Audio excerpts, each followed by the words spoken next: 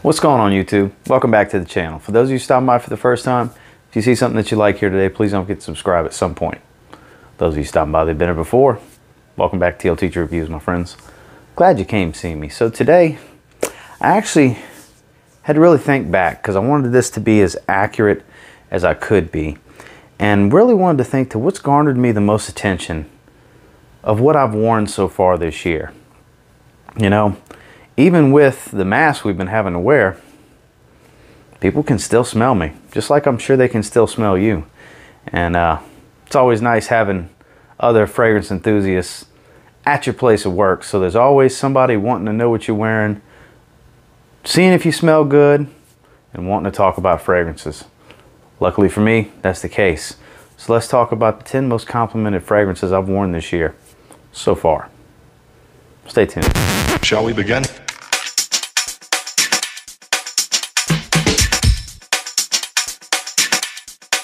Let's begin now.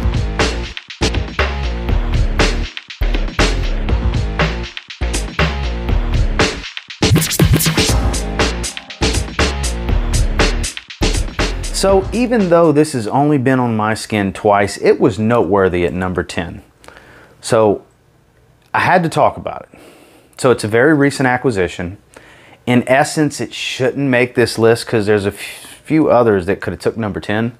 But because it kind of went a different route from what I thought it would on my initial first impressions recently. So I'm talking about from Ralph Lauren, newest release, POLO Red Eau de Parfum.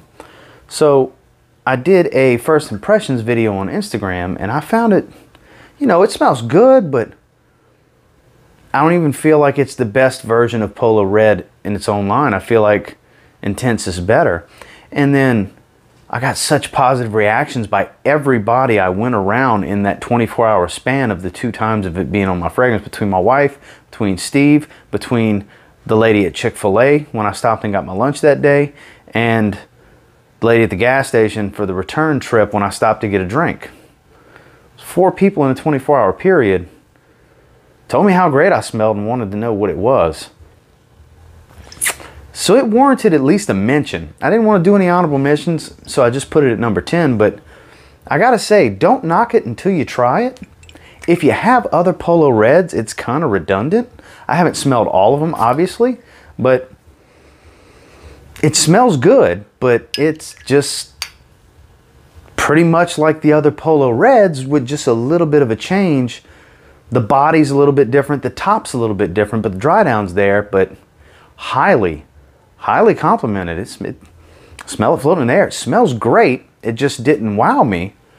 And the wow factor is actually coming after the fact by the reactions I've been getting. So sample this one if you can get your hands on it. It's a new release, so samples are available, I'm sure, at all major department stores and so on and so forth where they carry Ralph Lauren POLO fragrances. So definitely try this one out, because in the little bit of experience I've had with this fragrance, it's a compliment machine so far. Definitely look into POLO Red Eau de Parfum. If you're into people liking the way you smell, you're going to want to check this one out. Now moving into number 9. So I've only worn this one a few times because it's a relatively recent acquisition, and I kind of like it more than Dior Sauvage. Don't get me wrong, I like the Parfum, I like the EDP, but versus the Eau de Toilette, I like this a lot more. And it works like gangbusters. It's from PRADA, ROSSA Carbon. This stuff is a compliment machine as well. Every time I wear it, it does not fail multiple people. I'm not making it up, folks. It's just, you know, I don't know if my skin chemistry just works well enough with these things, and, you know, the positive attitude and, you know, whatever. It all works together. It just really does. And man, I tell you what, PRADA ROSSA Carbon. If I was to wear this more, it would be number 1. Because it's like that with it. It really is. It's every time I wear it, it's multiple. And I've only worn it like 3 times. And it's 3, 4, 5 compliments each wearing. It's a lot. It really is. It really surprised me at how much people could smell me and how much they enjoyed it. I love the way it smells. Luckily for me, so does everybody else around me. Number 9 spot, PRADA ROSSA Carbon. And some of you may be shocked at number 8 and assume it's going to be higher, but shame on me. The reason it's not higher is because I have not worn it enough this year. For it being one of, and arguably my favorite, 1A and 1B, with what it's a flanker of, being my favorite fragrances, shame on me for not wearing it enough. Paco Rabanne Invictus Aqua. Last year's most complimented fragrance in my collection that I wear.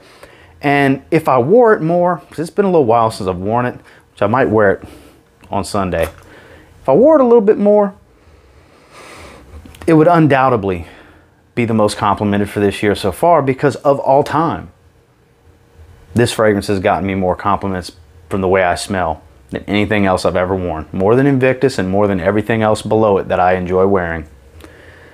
But for lack of wear this year, it's fallen down to number 8 from the number 1 spot, unfortunately. So shame on me for not wearing enough. Paco Rabanne's Invictus Aqua.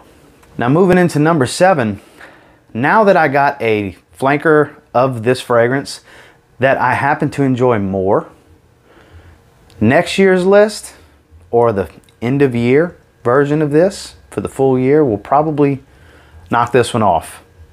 So far it started out good, but it's got several compliments to catch up to, because every time we go to dinner, this is kind of my go-to, because my wife does love the way it smells. La Nuit de l'Homme from YSL. I have the Le Parfum now. I have L'Intense, which L'Intense has its own use, but Le Parfum I've been wearing to dinner recently, most recently for my son's 18th birthday. And him and my wife both really enjoy the way that one smells. And I gotta tell you, for as much as I love La Nuit de l'Homme,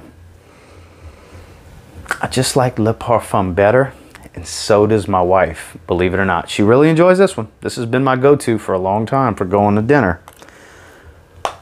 But I think it's gonna get bumped out, but it's still tried and true, still works. People still love the way it smells. Whether it be girls or just people at a table next to you, if they happen to get a whiff, if they've never smelled it before, or even if it's familiar to them, it smells great and they want to know. That's La Nuit de l'Homme. It still works.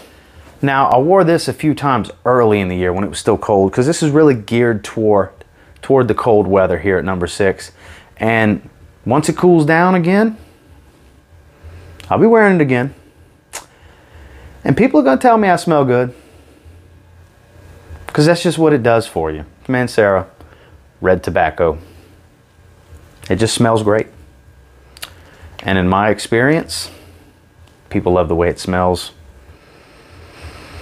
It smells great off skin. It smells great out the atomizer, sniffing the bottle just like this. But the scent trail on this one is a thing of beauty. It really is. It's my favorite tobacco fragrance, which is saying a lot, because there's a lot of good tobacco fragrances out there. Hell, I have a lot of really good tobacco fragrances.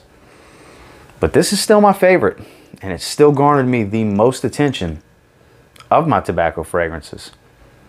And for good reason. It's just that good. Every time I wear it, multiple, because it's loud, super loud. People are going to smell you when you wear red tobacco. There's no avoiding it. Red Tobacco, Mancera. Relatively new to the collection. I actually did a collaboration review with my stepbrother Sam Broom. I'll put that video right there if you want to check it out. Newest release from the house of Ferragamo. It's Ferragamo. Salvatore Ferragamo. So I've worn this several times now, and man, it's one thing for me to love it. It's another when those around me want to know what I'm wearing. When I tell them what it is and they ask, what did I pay for it? And I tell them, where can I get it? That's the immediate follow-up question. And it's starting to restock in more places in that $30 range. If you like a good blue fragrance that has a tinge of green, kind of a blue-green kind of feel, you'll like Ferragamo. Is it breaking the mold? Is it some crazy unique DNA? No. Does it smell really good to people? Absolutely. And it's a really good performer too. And that's Ferragamo from Salvatore Ferragamo. Now, because I have so many fragrances, here at number 4, this is very situational for me. I swear by this one. This is a keeper forever and ever. And I'll always have a bottle. There's no denying that. I love this fragrance. But like I said, it's very situational for me. Events, favorite thing to wear with a suit, you know. Zaharoff Signature Pour Homme, it means something to me, you know. So when I wear it, it's going to be in a meaningful situation. So, you know, closest sense that's tied to memory, and I associate this with important events and dressing classy and fancy and elegant and formal and all those different things, because this fragrance warrants that type of attention because it's that good of a fragrance. It's that level of quality of a fragrance. Of course, if you want to get your hands on a free sample or go ahead and get your bottle, links down below. Pre-order the newest releases that are coming out in about, you know, a little less than a month. This product's to get. At the very least, you can get yourself a sample, try it for yourself, see if you like it. This is not something that you have to blind buy. And it's fancy. It's a fancy fragrance, and that's what I use it for. And everybody around me loves the way it smells. Zaharoff Signature Pour Homme. Now, at number 3, this I knew it was going to be great. It was a blind buy. I knew I was going to like it. I didn't know how much attention it would actually garner for me. I should wear it more. I could make this my signature scent because I love the way it smells that much, and those around me, especially family members, like my aunt, for example. My aunt loves the way this thing smells. Just works. New release from POLO. New one of POLO Deep Blue Parfum. The last new release from POLO. POLO Red EDP is the newest release. This is the newest release in the blue line. And it's probably, now I haven't smelled them all. Don't get me wrong. But I believe it's my favorite. Performs really good on my skin. It's like mixing Dior Sauvage with Polo Blue. The cypress in this is really good. The ambroxan works really well with the Polo Blue DNA. And it performs pretty well on my skin. And it's versatile enough to do a lot of things. I can wear it in a lot of situations. I wore it to my son's high school graduation. You know, tie that to the scent memory. So, holds a dear spot in my heart for many, many reasons. And one of them being the positive attention it garners me every time I wear it. It's multiple.